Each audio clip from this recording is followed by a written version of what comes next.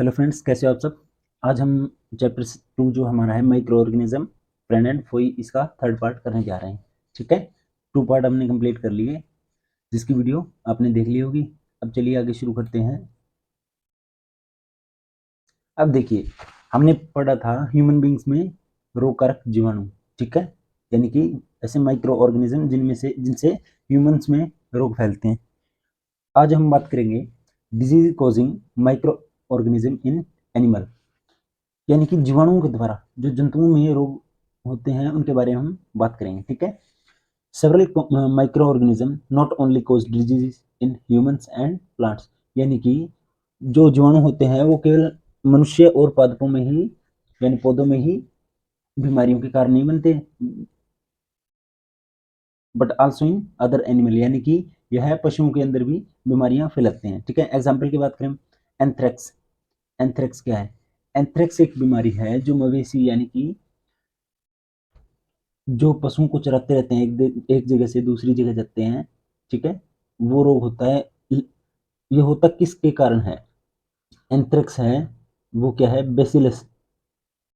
Bacillus bacillus bacteria होता है, bacteria होता है, उसके कारण होता है। ठीक है, इस रोग में होता क्या है कि जो मवेशी होते हैं उनकी जो त्वचा होती है, स्किन होती है, उसमें घाव होने स्टार्ट हो जाते हैं। इन घावों के माध्यम से ही जो जीवाणु है वो शरीर में एंटर करता है, या फिर करता है एंटर जैसे दूषित भोजन खाने से, यानी मांस वगैरह खाने से, या सांस के थ्रू। इसके लक्षण क्या होते हैं? बुखार आना, चेस्ट पेन होना, और सांस लेने में तकलीफ होना, खांसी हो जाना, हेडेक होना यानी सर दर्द होना, वोमिटिंग होना, स्टमक पेन यानी पेट दर्द होना, ये सारे क्या होते हैं? एंथ्रेक्स के लक्षण होते हैं, सिम्टम्स होते हैं। ठीक है, अब देखिए, anthrax is dangerous human and cattle disease caused by bacterium. Bacterium ये कौन सा होता है? बेसिलस होता है। ठीक है, foot and mouth disease of cattle is caused by virus. जो मुंह खुरा रोग है, यानी फुट एंड माउथ, ये वायरल डिजीज है, यानी कि एक एनिमल से दूसरे एनिमल में फैलती है। कई सूक्ष्म जीव न केवल मनुष्यों और पौधों में बल्कि अन्य जानवरों में भी बीमारियों का कारण बनते हैं। उदाहरण के लिए एंथ्रेक्स एक खतरनाक मानव और मवेशी रोग है। एंथ्रेक्स के बारे में हमने पढ़ा, बताया मैंने आपको। ये होता किसके कारण है? बेसिलस बैक्टीरिया के कारण, जो एक जीवाणु के कारण होता है।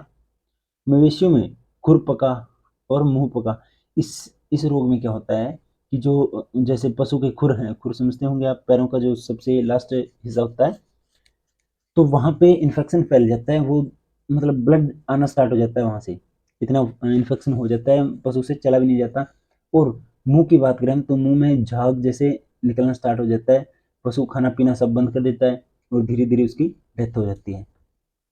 अब आगे अब आगे हम बात करते हैं disease causing micro organism in plants, यानी जिन जीवों द्वारा पौधों के अंदर रोग उत्पन्न होते हैं उनके बारे में पढ़ेंगे। Several micro organism cause diseases in plants like wheat, rice, potato, sugar cane, orange, apple and others, यानी कि बहुत सारे माइक्रो ऑर्गेनिज्म है। ठीक है, जो क्या करते हैं कि जैसे गेहूं का रस्ट रोग हो गया, राइस में हो गया, पोटैटो, पोटैटो यानी आलू, शुगर कैन गन्ना, ऑरेंज संतरा, एप्पल, इनमें रोग होते हैं। वो किन के कारण होते हैं? माइक्रो ऑर्गेनिज्म के कारण होते हैं। अब देखिए, the disease reduce the yield of crops, यानी ये बीमारियां क्या करते हैं? उनकी पैदावार को घटा देते हैं, किनकी? क्रॉप्स की। They can be controlled by the use of certain chemical, और वो किसी चीज से कंट्रोल होते हैं? केमिकल से, विच किल्स दी माइक्रोब्स, यानी कि जो केमिकल हम छिड़काव करते हैं इनका, उनसे क्या है? माइक्रोब्स खत्म हो जाते हैं, मर जाते हैं। कई सूक्ष्म जीव गेहूं, चावल, आलू, गन्ना, संतरा और सेब अन्य पौधों में रोग पैदा करते हैं। इन्हें कुछ रसायनों के उपयोग से नियंत्रित किया जा सकता है जो रोगाणुओं को मार देते हैं।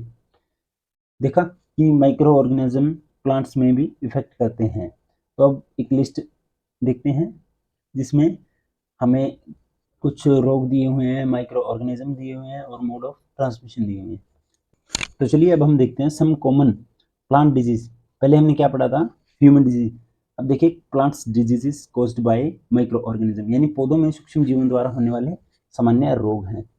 अब देखिए, यहाँ प्लांट है, यहाँ माइक्रो ऑर्गेनिज्म है, यहाँ है मोड ऑफ ट्रांसमिशन, यानी यहाँ पे क्या है, सूक्ष्म जीव। यहाँ क्या है,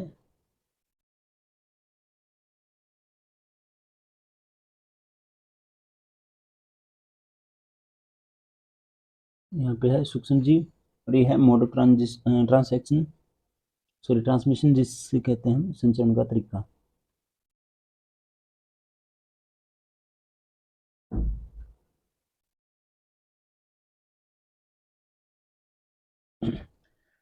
तो देखिए, सबसे पहले हम रोग है अपना सिट्रस कैंकर, यानी सिट्रस क्या होता है, नींबू। सिट्रस क्या होता है, खट्टे फल होते हैं वैसे तो, लेकिन नींबू की बात करें हम, बैक्टीरिया के कारण होता है ये रोग, और माध्यम क्या है इसका, वायु। अब देखिए, रस्ट ऑफ व्हीट। अच्छा, नींबू कैंकर में क्या होता है कि जो नींबू है, अपना नींबू होता है, वो बीच से ऐसे यहाँ से फट जाएगा, ठीक है, यहाँ से फट जाता है, ये रोग होता है रस्ट ऑफ व्हीट, यानी गेहूं का रस्ट रोग। इस रोग में क्या होता है,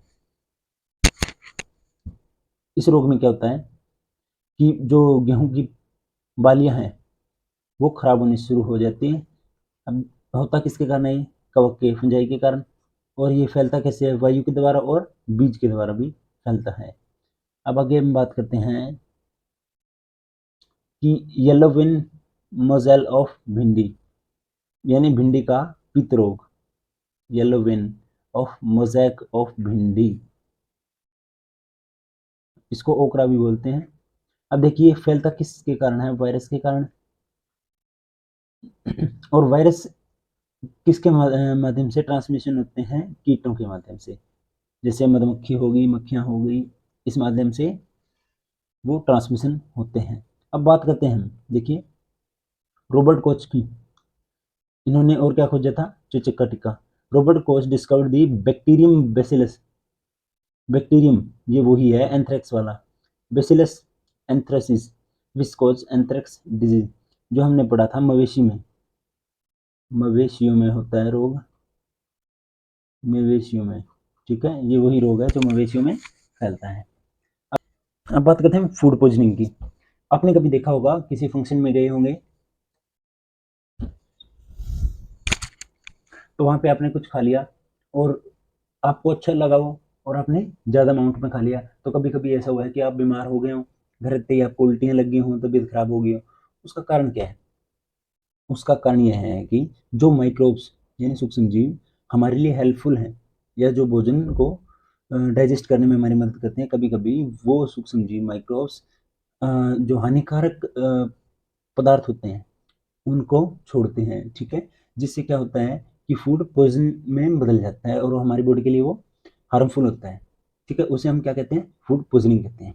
अब देखिए, फूड पॉइजनिंग की बात करते हैं हम, तो चलिए, फूड पॉइजनिंग क्या होता है।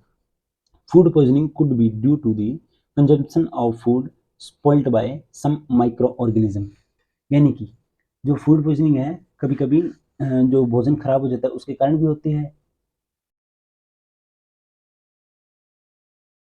Micro organism that grow on our food, यानी कि जो हमारे भोजन में पाए जाते हैं micro organism, some time produce toxic substance, यानी जहरीले पदार्थ को छोड़ते हैं वो, these make the food poisonous, और वो भोजन को क्या बना देते हैं, जहरीला, कॉजिंग सीरियस इलनेस, जिसके कारण हमें क्या होती है, क्या होता है, सीरियस इलनेस, यानी सीरियस बीमार हो जाते हैं, इवन डेथ, डेथ भी हो सकती है। So it is very important, यह बहुत जरूरी है कि we preserve food to prevent it from being spoiled, यानी हमें भोजन को, जो फूड है उसका प्रिसर्व करना चाहिए, to prevent it from being spoiled, यानी उसको खराब होने से बचाने के लिए उसको प्रिजर्व करना चाहिए। अब देखिए, खाद्य विषाक्तता, विषाक्तता कुछ सूक्ष्म जीवों द्वारा खराब किए गए भोजन के सेवन के कारण हो सकती है। हमारे भोजन पर पनपने वाले सूक्ष्म जीव कभी कभी जहरीले पदार्थ पैदा करते हैं, ये भोजन को जहरीला बना देते हैं, जिससे गंभीर बीमारियां और यहाँ तक कि मौत भी हो सकती है। इसलिए यह बहुत महत्वपूर्ण है कि भोजन को खराब होने से बचाने के लिए उसे संरक्षित किया जाए, संरक्षित किया जाए, यानी कि उसे प्रिजर्व करना चाहिए। अब देखते हैं हम कि कैसे कैसे हम प्रिजर्वेशन कर सकते हैं। तो देखिए फूड प्रिजर्वेशन यानी खाद्य परिरक्षण। You know that bread left unused under moist condition it attacks by fungus. यानी सबसे पहले हमने इस चैप्टर में यही पढ़ा था कि जो ये अपनी ब्रेड है उस पर ग्रीन कलर की फंजाई आ जाती है यानी कवक आ जाता है। ठीक है, उसी की बात यहाँ हो रही है। यानी कि अगर थोड़ी नमी वाले वातावरण में हम कंडीशन में अगर ब्रेड को छोड़ देते हैं तो वह फंगस से अटैक हो जाती है, वह फंगस से अटैक हो जाती है। Micro organism spoil our food. यानी सूक्ष्म जीव हैं वो क्या करते हैं, स्पॉइल यानी खराब कर देना, हमारे फूड को खराब कर देते हैं। Spoiled food emits bad smell. यानी जो खराब फूड होता है खराब किया हुआ वो क्या है, बहुत गंदी स्मेल मारता है and has a bad taste and change colour. और क्या होता है, साथ में बदबू मारता है वो, और उसका टेस्ट भी चेंज हो जाता है और उसका कलर भी चेंज हो जाता है। कभी कभी आपने देखा होगा ब्रेड हम खाते हैं जो खराब हो गई है ब्रेड, तो वो खाने पे हमें खट्टी लगेगी। इसका कारण क्या है कि वो स्पॉइल्ड हो चुकी है यानी खराब हो चुकी है। अब हम बात करेंगे कि अब हम बात करेंगे कि ऐसे कौन कौन से मेथड है जिसके द्वारा हम भोजन का परिरक्षण कर सकते हैं यानी कि प्रिजर्वेशन कर सकते हैं। तो सबसे पहले हम बात करेंगे केमिकल मेथड की, यानी केमिकल मेथड रासायनिक उपाय की बात करेंगे। रासायनिक उपाय का मतलब है कि कुछ भोजन के अंदर कुछ ऐसे केमिकल मिला देना जिससे कि माइक्रोब्स हैं उस पर अटैक ना करें। ठीक है, उसमें सबसे कॉमन है सॉल्ट एंड एडिबल ऑयल, यानी खाने वाला तेल और सॉल्ट्स। जैसे आपने कभी देखा होगा कि घर में अचार रखते हैं, अचार रखते हैं, वो उसके अंदर क्या होता है, अचार के अंदर, अचार में, अचार के अंदर क्या करते हैं, या तो हम मिलाते हैं सिरका, सिरका मिलाते हैं, या हम क्या करते हैं सरसों का तेल यूज करते हैं, सरसों का तेल, सरसों का तेल। अब देखिए जो सिरका है वो केमिकल सब्सटेंस है, ठीक है, और जो सरसों का तेल है वो क्या है, एडिबल ऑयल है। एडिबल ऑयल की बात करी थी हमने, साल्ट और एडिबल ऑयल।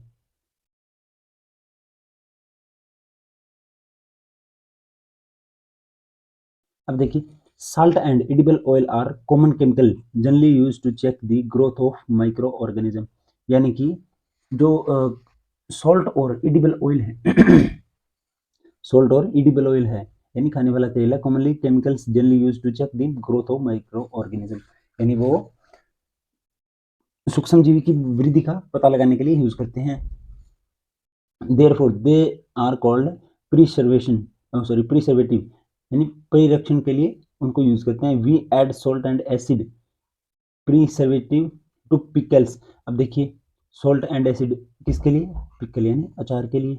अचार के लिए एसिड में क्या हो गया अपना सिरका, और सॉल्ट आपको पता ही है, सॉल्ट के बारे में आपको पता ही है।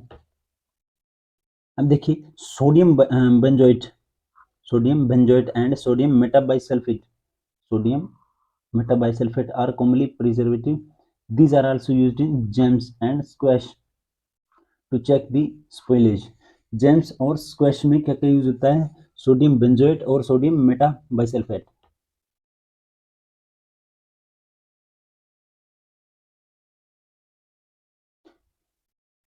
अब सोडियम बेंजोएट और सोडियम मेटाबाइसल्फेट है, इनसे क्या होता है कि जैम और जो स्क्वैश है अपना वो खराब नहीं होता।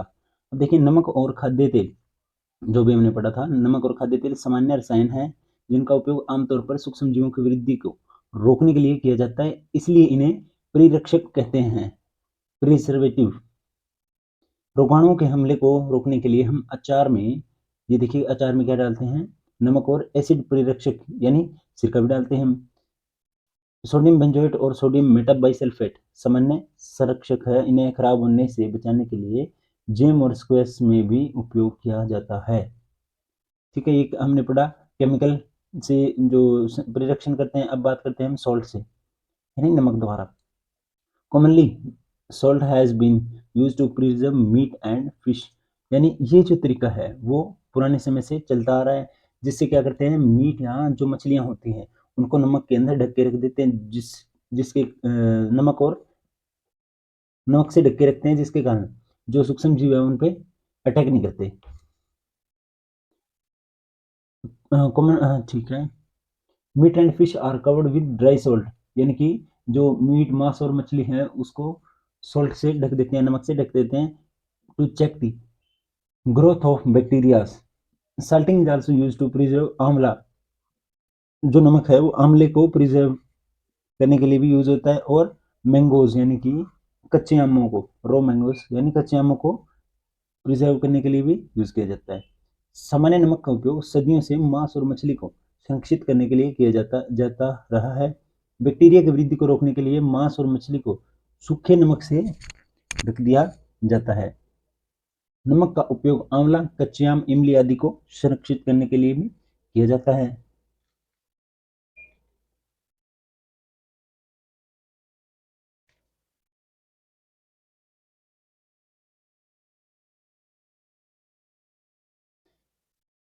अब हम बात करते हैं चीनी के द्वारा, प्रिडक्शन यानी प्रिजर्वेशन बाय शुगर, शुगर के बारे में हम बात करते हैं। तो देखिए,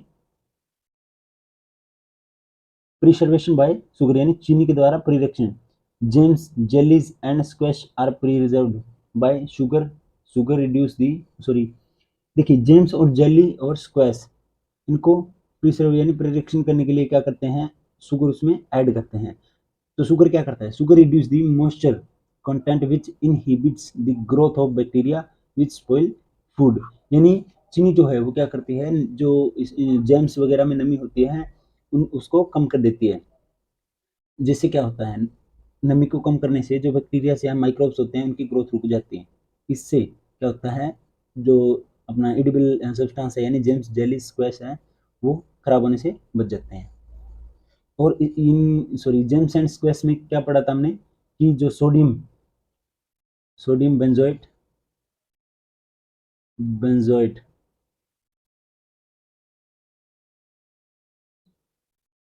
सोडियम बेंजोएट और सोडियम मेटाबाइसल्फेट,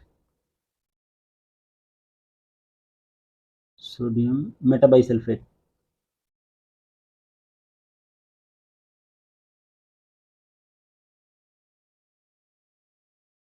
ये भी ऐड किए जाते हैं किसमें, जेम्स एंड जेलीज में।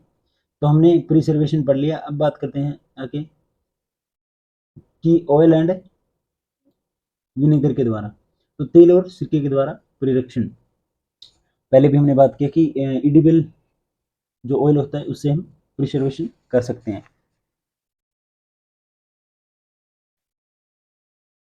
तो देखिए, use of oil and vinegars, vinegar यानी सिरका, प्रिवेंट्स स्पॉइलेज ऑफ पिकल, यानी कि जो तेल और सिरका है वो अचार को खराब होने से बचाते हैं। हमने देखा होगा हमारी माता जी घर पे अचार डालते हैं तो क्या होता है, उसके अंदर क्या क्या मिलाते हैं वो, या तो तेल मिलाते हैं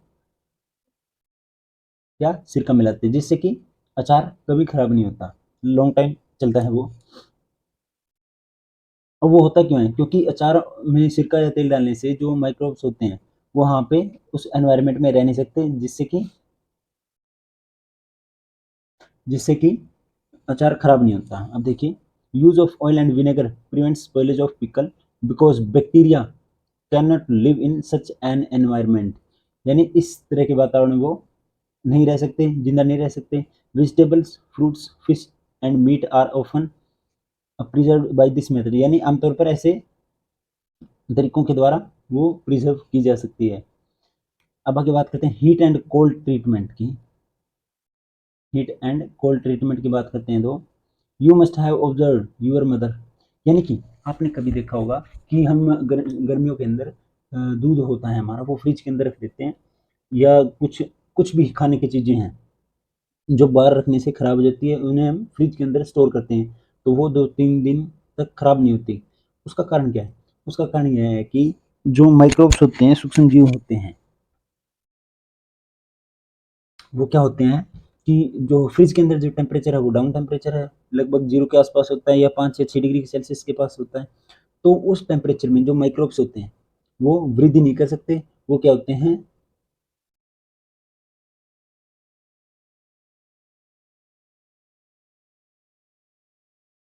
वो क्या होते हैं, अपनी वृद्धि को रोक लेते हैं जिससे कि भोजन खराब नहीं होता। तो देखिए, और हीट ट्रीटमेंट, जैसे दूध को उबाल के रखने से दूध खराब नहीं होता। उससे क्या होता है कि जो दूध के अंदर हार्मफुल या दूध को खराब करने वाले माइक्रोब्स हैं, वो माइक्रोब्स क्या है, मर जाते हैं, जिससे क्या होता है, दूध को खराब नहीं होता बाद में। तो देखिए, you must have observe your mother boiling milk before it is store और यूज्ड। यानी कि आपकी माता हैं जो क्या करते हैं, या तो फ्रिज के अंदर दूध रख देते हैं या फिर उसको उबाल के रखते हैं, जिससे क्या होता है कि बैक्टीरिया जो होते हैं वो, यानी माइक्रो ऑर्गेनिज्म होते हैं, वो मर जाते हैं। ठीक है। We keep our food in the refrigerator, यानी फ्रिज में रखते हैं लो टेम्परेचर पे, तो वहां पे भी वो ग्रोथ नहीं कर पाते। पास्चर्ड मिल्क,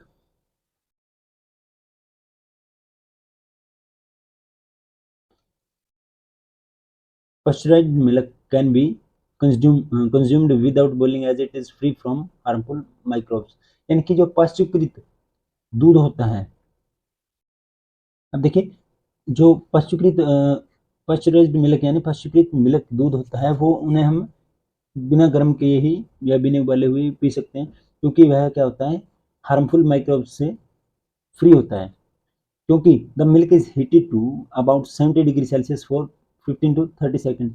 यानी कि जो दूध होता है उसे 70 डिग्री सेल्सियस तक गर्म किया जाता है, 15 से 30 सेकंड तक, and then suddenly chilled and stored. यानी कि दूध को 70 डिग्री सेल्सियस गर्म करके तापमान पे 15 से 30 सेकंड रखा जाता है, उसके बाद उसे एकदम से चिल्ड यानी ठंडा किया जाता है, जिस और स्टोर किया कर लिया जाता है, जिससे क्या है, जो उसके माइक्रोब्स हैं वो वहीं पे मर जाते हैं, वो ग्रोथ बिल्कुल भी नहीं कर पाते। By doing so it prevents the growth of microbes. This process was discovered by Louis Pasteur. It is called pasteurisation. इसे हम पाश्चुकृत कहते हैं या पाश्चुरीकरण कहते हैं। समझ में आ गया आपको? अब आगे हम बात करते हैं कि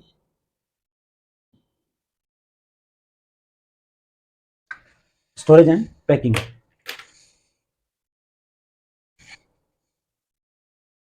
स्टोरेज एंड पैकिंग की बात करें हम, तो आपने कभी चिप्स कुरकुरे खाए हैं तो आपने गौर किया होगा कि उसके अंदर गैस भरी होती है।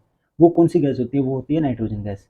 उसका कारण क्या है कि जो नाइट्रोजन गैस है ना, उसका नेचर ठंडा होता है, जिसके कारण जो उसके हम चिप्स डाल रखे हैं उसके अंदर, तो वो खराब ना हो, इससे प्रिजर्वेशन के लिए नाइट्रोजन गैस है जो हेल्पफुल होती है और उसे खराब होने से बचाती है, और वो लॉन्ग टाइम तक स्टोर किया जा सकता है। अब हम बात करते हैं स्टोरेज एंड पिकिंग की। देखिए, स्टोरेज एंड पैकिंग की, सॉरी, भंडारण एवं packing. These days dry fruits and even vegetable are sold in sealed air tight packets to prevent the attack of micro. हाँ, आपने ये भी देखा होगा, एक तो अब मैंने चिप्स के बारे में बताया, दूसरा कि जो कभी कभी हम कुछ सामान लेके आते हैं, तो वो जो पॉलीथीन होते हैं वो बिल्कुल एयर टाइट होते हैं। उसका कारण ये है कि जो एयर टाइट होता है माइक्रोब, वहाँ पर अंदर कोई एनवायरनमेंट नहीं होता, जिसके कारण माइक्रोब्स क्या है, मतलब ग्रोथ नहीं कर पाते। ठीक है, जिससे हम अ, भोजन को बचा सकते हैं। अब हम बात करेंगे नाइट्रोजन फिक्सेशन, यानी नाइट्रोजन का स्थिरीकरण। नाइट्रोजन का स्थिरीकरण कौन करता है? राइजोबियम बैक्टीरियम करता है। ये वायुमंडलीय नाइट्रोजन होती है जिसका ये स्थिरीकरण करता है।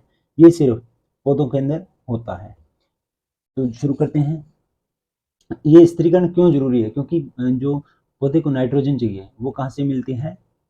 वायुमंडल से। क्योंकि मिट्टी के अंदर नाइट्रोजन नहीं पाई जाती, इसलिए वो क्या है, वायुमंडलीय नाइट्रोजन का स्थिरीकरण करके पौधे को प्रोवाइड करता है। Rhizobium is involve in the fixation of nitrogen in leguminous plant. यानी कि लेग्यूमिनस प्लांट कौन से होते हैं? दालों के प्लांट्स, यानी फलीदार पौधे। जैसे हम बात करें मूंग की, ठीक है, मूंग, मटर आदि, ये क्या है, फलीदार पौधे हैं और दानेदार हैं। जिससे क्या होता है कि माइक्रो और सॉरी, ये राइजोबियम है, उस उनकी जड़ों में पाया जाता है, जो क्या कार्य करता है, वायुमंडलीय नाइट्रोजन का स्थिरीकरण करता है। तो देखिए, recall that rhizobium live in the roots nodules of leguminous plant, यानी वह फलीदार पौधों की जड़ों में पाया जाता है, such as beans and peas, यानी दालें और मटर में, with which it has symbiotic relationship, यानी जिसके साथ इसका सहजीवी संबंध है। सहजीवी संबंध क्या होता है? एक दूसरे की हेल्प करना, ठीक है, और एक दूसरे पे डिपेंड होके जीना। अब देखिए, sometime nitrogen gets fixed through the action of lightning, but you know that amount of nitrogen in atmosphere remains constant, यानी कभी कभी आपने देखा होगा कि जो बिजली कड़कती है उसके कारण भी नाइट्रोजन का स्थिरीकरण हो जाता है।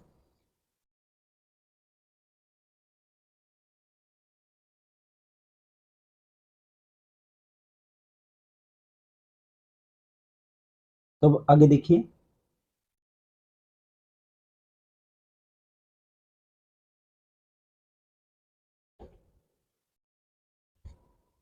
यहाँ पे देखिए आपको दिख रहा होगा, ये है जो, ये देखो, ये ये क्या है? राइजोबियम है, ठीक है, नोडल्स यानी गांठों के अंदर यहाँ पे राइजोबियम है।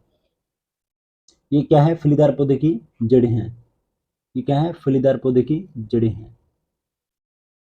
अब हम बात करते हैं नाइट्रोजन साइकिल की, ठीक है, कि किस तरह से वायुमंडल की नाइट्रोजन है पौधे को मिलती है, किस तरह उसका उपयोग होता है, क्या प्रोसेस होता है। नाइट्रोजन चक्र की बात करें, हाँ, और सबसे पहले हमें पता होगा कि जो वायुमंडल है उसके अंदर सबसे ज़्यादा नाइट्रोजन ही पाई जाती है, 78%।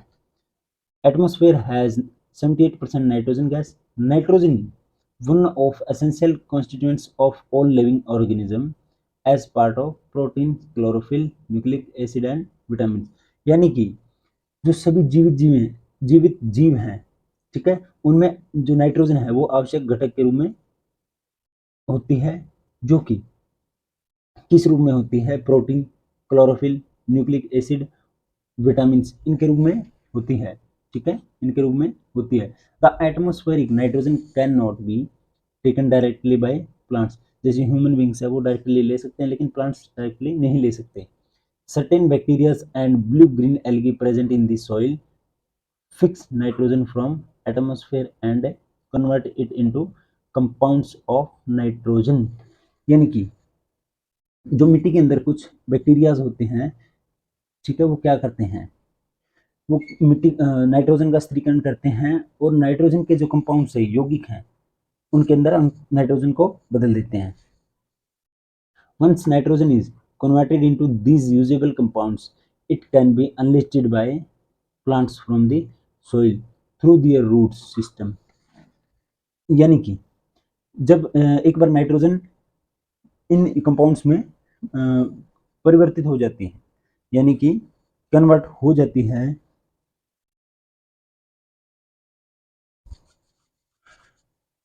एक बार जब नाइट्रोजन कंपाउंड्स में कन्वर्ट हो जाती है तो जो जड़ें हैं उनके द्वारा इस कंपाउंड्स को यूज किया जाता है।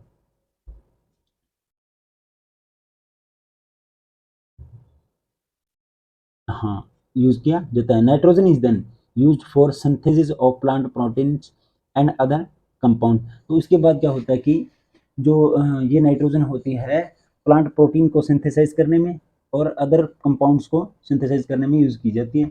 Animals feeding on plants and these proteins and other nitrogen compounds, यानी कि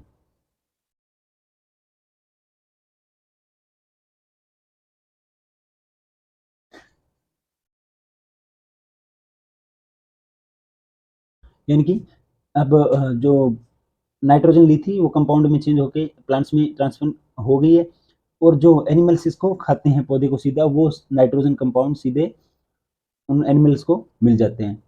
अब देखिए, when plants and animals die, जब प्लांट और जो जानवर हैं वो मरते हैं, bacteria and fungi present in the soil convert the nitrogenous waste into nitrogenous compound, यानी कि जब हम देखते हैं कि कोई पौधा या कोई जानवर मर जाता है, जमीन पे पड़ा होता है, तो वो धीरे धीरे उसका जो माइक्रोब्स है वो डाइजेशन करना शुरू कर देते हैं, ठीक है, जिसके कारण क्या होता है कि उसके अंदर जो नाइट्रोजन होती है, नाइट्रोजनस वेस्ट, यानी जो नाइट्रोजन का वेस्ट होता है वो किस चीज़ में कन्वर्ट हो जाता है?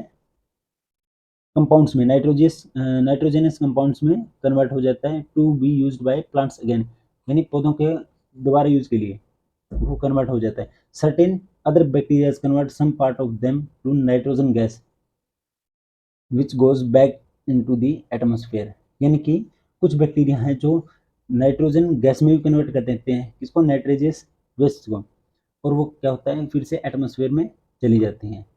As a result the percentage of nitrogen in the atmosphere remain more or less constant. यानी कि इस प्रकार जो नाइट्रोजन है अपने एनवायरनमेंट में कभी कम और कभी ज़्यादा हो जाती है। ठीक है, अब देखिए, अब हम बात करते हैं नाइट्रोजन साइकिल की। अब हम बात करते हैं नाइट्रोजन साइकिल की। अब देखिए यहाँ पे क्या है, ये क्या है, यहाँ पे वायुमंडलीय नाइट्रोजन है। ठीक है, ये कंपाउंड में किस तरह चेंज होती है, एक तो लाइटनिंग के द्वारा, ठीक है, एक किसके द्वारा स्थिरीकरण होता है, ये देखिए compounds of nitrogen in the,